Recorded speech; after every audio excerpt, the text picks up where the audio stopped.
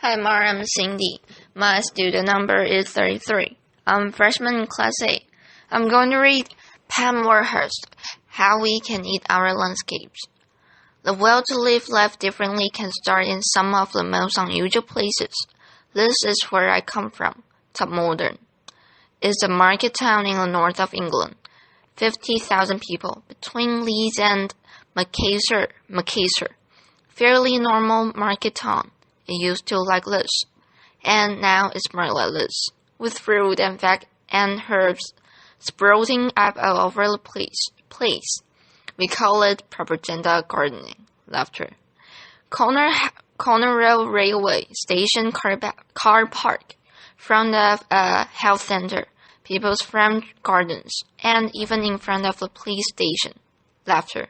We've got edible canal, 2 tall paths, and we've got sprouting cemeteries. The soil is extremely good. Laughter. We've even invented a new form of tourism. It's called vegetable tourism. And believe it or not, people come from all over the world to poke around in our raised beds, even when there's not much growing. Laughter. But it starts a conversation. Laughter. And we're not doing it because we're bored. Laughter.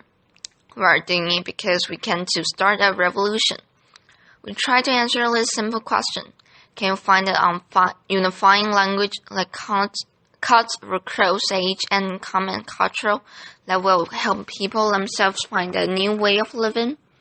See spaces around them differently. Think about the resources they use differently. Interact differently. Can we find a language and learn? And then, can we replicate those actions? And the answer will appear to be yes. And the language will appear to be food.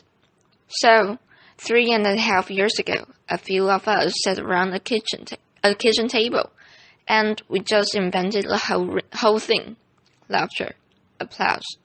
We came up with a really simple game plan that we put to a public meeting. We did not consult. We did not write a report. Enough of all that. Laughter. And we say to that public meeting in Topmorden, look, let's imagine that our town is focused around 3 plates. A community plate, the way we live our everyday lives. A learning plate, what we teach our kids in school, and what new skills we share amongst ourselves. And business. What we do with a pound in our pocket and which business we choose to support. Now let's imagine those plates agitated with community actions around food. If we start one of those community plates spinning, that's really great. That really start to empower people. But if we can learn spin that community plate with a learning plate, and learn spin it with a business plate, we've got the real show there. We've got some action theater.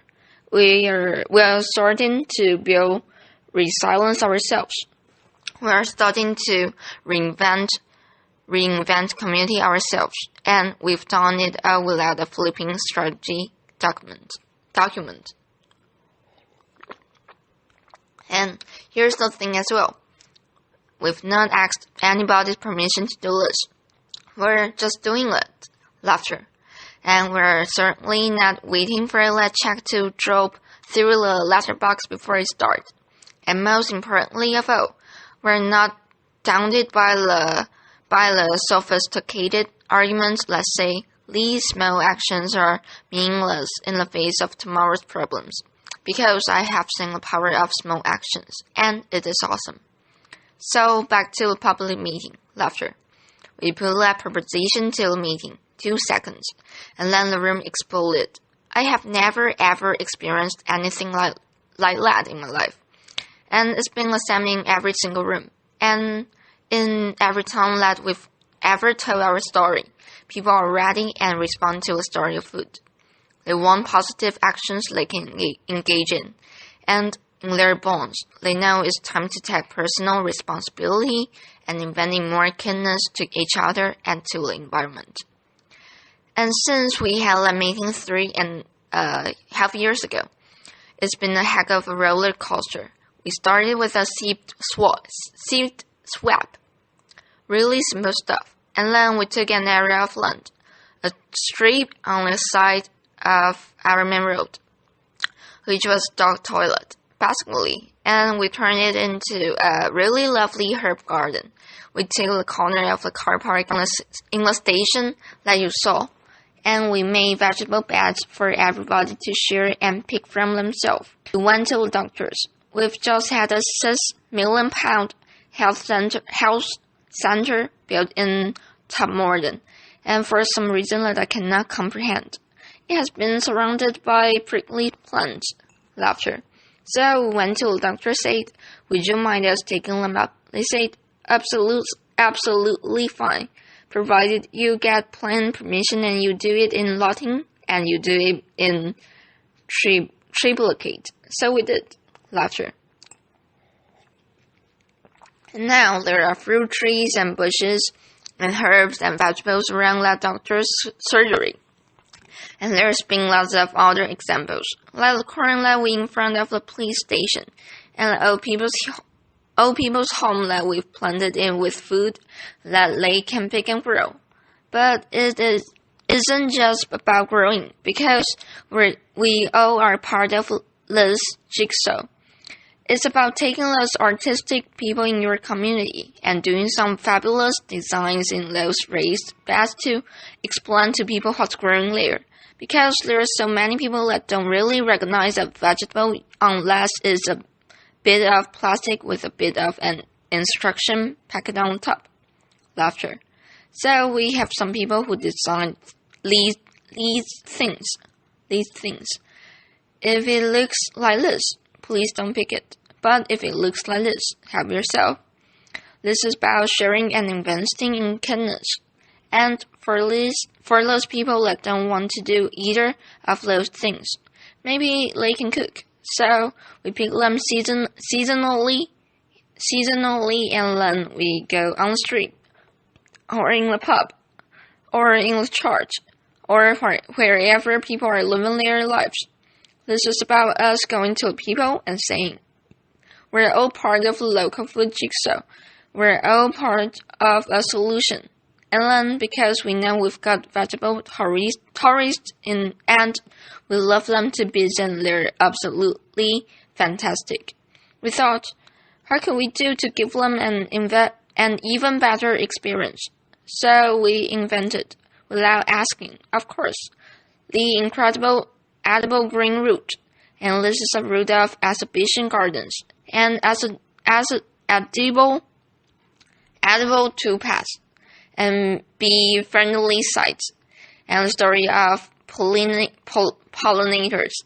And it's a rule that we design that takes people through the whole of our town,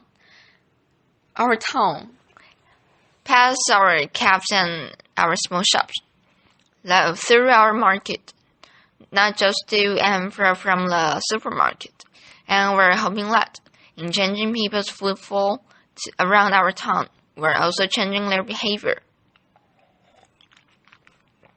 And then there's the second plate, the learning plate. Well, we're in partnership with the high school. We've created a company. We are designing and building an aquaponics unit in some land that was bare at the back of the high school, like you do. And now we're going to be growing fish and vegetables in an orchard with bees. And the kids are helping us build it. And the kids are on the board. And because the community was really keen on working with the high school is now teaching agriculture. And because it's teaching agriculture, we started to think, how could we then get those kids that never had a qualification before in their lives but are really excited about growing? How can we give them some more experience? So we got some land that was donated by a local garden center. It was really quite muddy, but in a truly incredible way, totally voluntary led. We have turned that into a market garden training center, and that is Paulatinos and raised beds and all the things you need to get the soil under your fingers and think maybe there's a job in lease for me in the future. And because we were doing that, some local academics said, we could have designed a commercial horticulture course for you. There's not one that we know of. So they're doing that. And we're going to launch it later this year. And it's all an experiment. And it's all voluntary.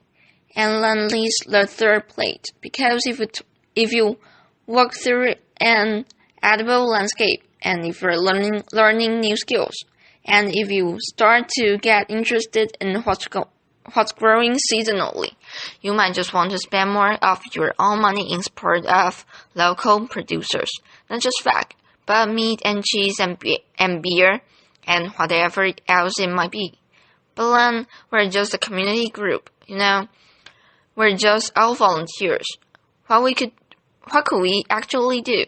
So we did some really simple things. We fundraised. We got some blackboards. We put incredible edible on the top. We gave it every market trader that was selling locally. And they scribbled on what they were selling in any 1 week. Really popular. People congregated around it. Sales were up. And then we had a chat with the farmers, and we said, we are really serious about this, but they didn't actually believe us. So we thought, okay, what should we do? I know if we can create a campaign around one product and show them there is a local loyalty to that product, maybe they'll change their mind and see we're serious. We launched a campaign, because it just amuses me, called Every Egg Matters, laughter. And what we did was we put people on our egg map. It's a stylized map of Talk Morden. Anybody that's selling their excess eggs at the garden gate, perfectly legally to their neighbors. We've stuck on there. We started with flour, and we've now got 64 ounce. And the result of that was that people were then going into shops asking for a local Todmorden egg, and the result of that was some farmers upped the amount of flocks they got for free range birds, and then they went on to meat birds. And although these are really, really small steps, the increasing local economic confidence is starting to play out in a number of ways, and we now have farmers doing cheese and live off their flocks and rare breed pigs. They're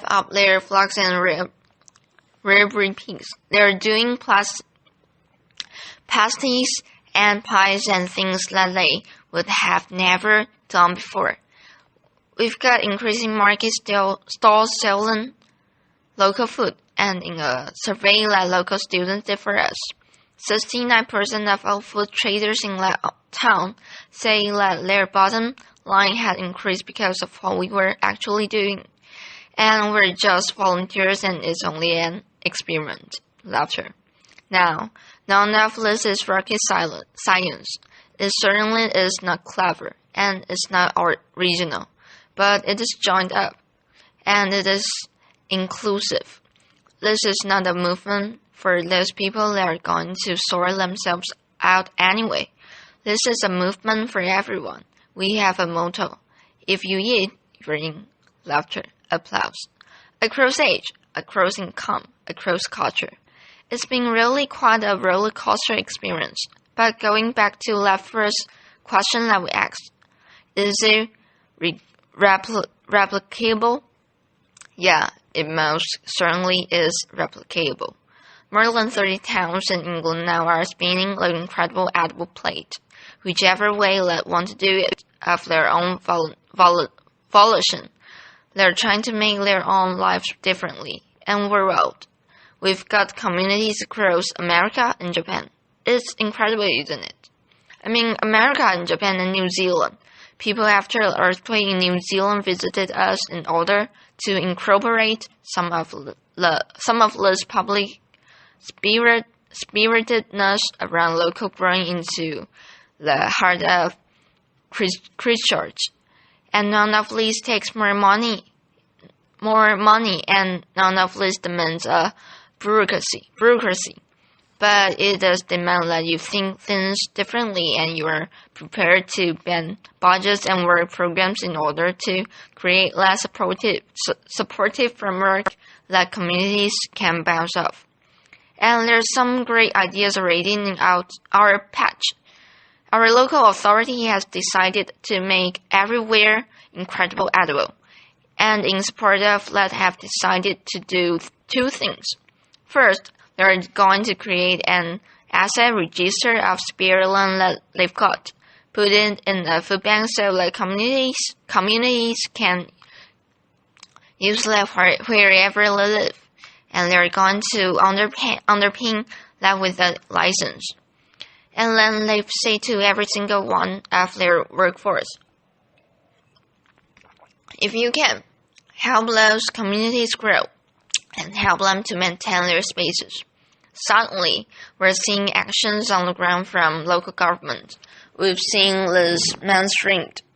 We're responding creatively at last to what real demanded of us. And there's lots more you could do. I mean, just to list a few. 1. Please stop putting prickly plants around public buildings. It's a waste of space. Laughter. Secondly, please create edible landscapes so that our children start to walk past their food day in, day out, on our high streets, in our parks, wherever that might be. Inspire local planners to put the food sites at the heart of the town and the city plan. Not relegate them to the age of the settlements that nobody can see. Encourage all our schools to take this seriously. This isn't a second-class exercise.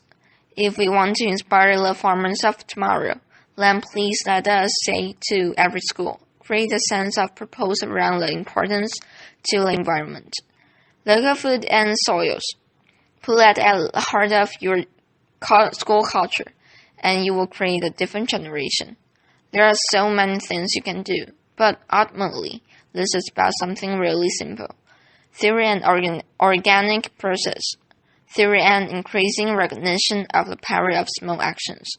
We're starting, at last, to believe in ourselves again, and to believe in our capacity, each and every one of us, to build a different and kinder future. And in my book, that's incredible. Thank you. Applause. Applause. Thank you very much. Applause.